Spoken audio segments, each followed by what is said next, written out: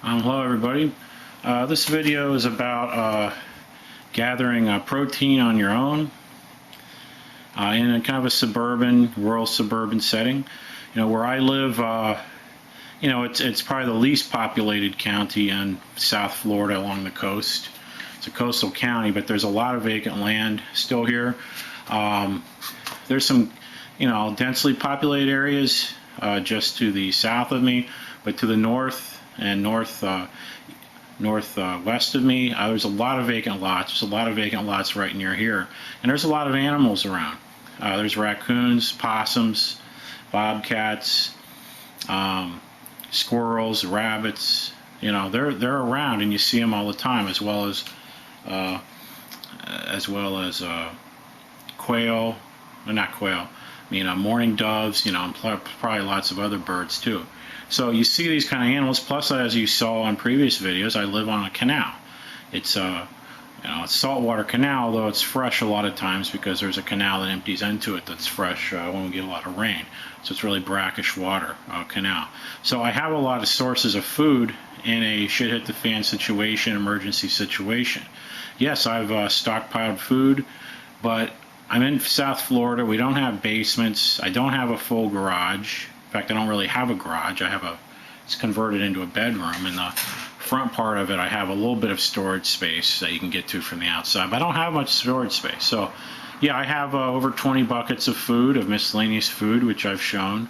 I have some canned goods stockpiled. I don't have room for a huge amount of canned goods and those kinds of things and box goods. I have some, okay, definitely, but my strategy is dependent on being able to provide food for myself to go along with that. And as you've seen in previous videos, I have permaculture growing, you know, with fruit trees and permanent vegetable trees and shrubs, and I'm, you know, also have a garden. So that's the vegetable and fruit part of it.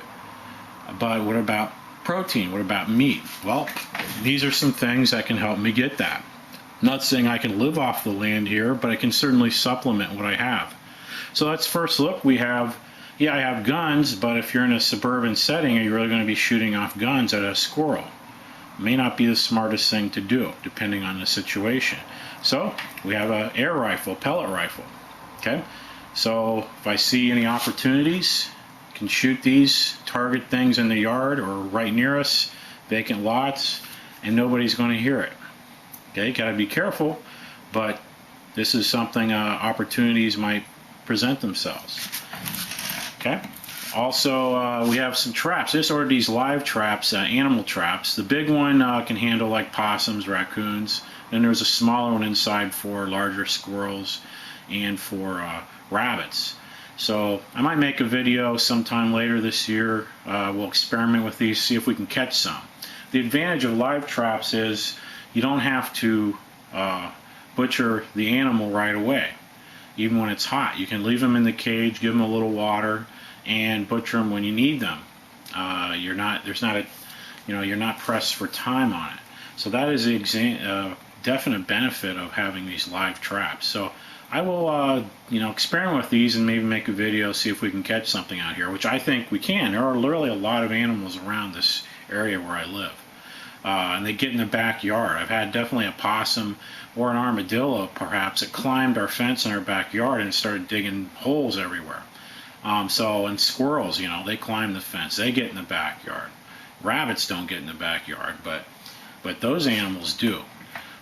Okay, speaking of traps, we also have these rat traps, okay?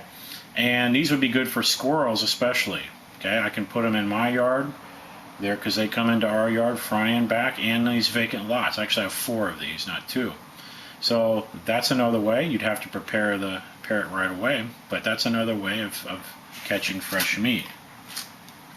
To go along with that, also there's a yo-yo there. I've got a box of those. I've got like 10 of them. So I did a video on yo-yo. So that's a trap for fish. So I can catch fish in the backyard with the yo-yo, besides just fishing equipment like you see here. This is my fishing area. I have it all organized, you know, everything there. Maybe I'll do a video on that sometime. But it's, you know, all standard of fishing equipment. But you can't be back there all the time fishing. You got other stuff to do. You need something that will work for you while you're doing other things. The yo-yo does that. For bait, yeah, I have a lot of gulp lures and stuff that should last a while, and other lures. But to get fresh bait, live bait, dead bait, I did a video on using the 2-liter bottle, and I've got a couple of these, so I can get bait in the canal, minnows, pretty much whenever I want. Shrimp have come in there also. I don't anticipate catching a lot of shrimp in it, but I have gotten shrimp in it also. So that's another thing. We have a cast net. Okay, there's mullet all the time back there in the canal, all the time, all year. It's not always easy to catch them. They're not always cooperating, but sometimes you can go back there and in 5 minutes catch mullet. Other times it could take all day. But there is a bridge right near me within probably less than 5 minutes, 5-minute walk, a bridge where there's an intersection of canals. That's an excellent place to cast net mullet. You know, you get a cast net over a school of mullet, you got a lot of food. Even 1 or 2 big mullet is a lot of food. Now, in terms of keeping them alive, because again, if you don't have power, electricity, you don't have refrigeration or ice. So, just like with the live traps, where you can keep them alive till you need them, I have this floating wire mesh basket, which I can put fish up to about 14 inches in here and keep them alive in the canal until I'm ready to clean them. So I think that's another good thing to have if you live on a canal. Keep the fish alive till you need them. Then you don't have to, clean them right away if you don't have refrigeration or power. So these are just some things that I thought might be good reminders for people who are in a similar situation to me to get food, to get fresh meat. So I think if you're using all these things at the same time, you have a good chance every day of getting something, at least several times a week of getting food, maybe more than that. Oh, I almost forgot. Crab trap, yeah. There's a crab trap that I got. I haven't used this yet, but there's crabs out there. And you can make crab traps very easily, homemade. You can see videos on YouTube of that. So I can make 1 or 2 more easily.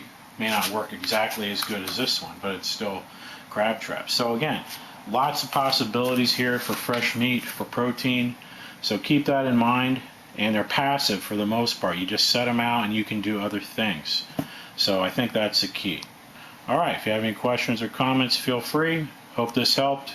Talk to you later.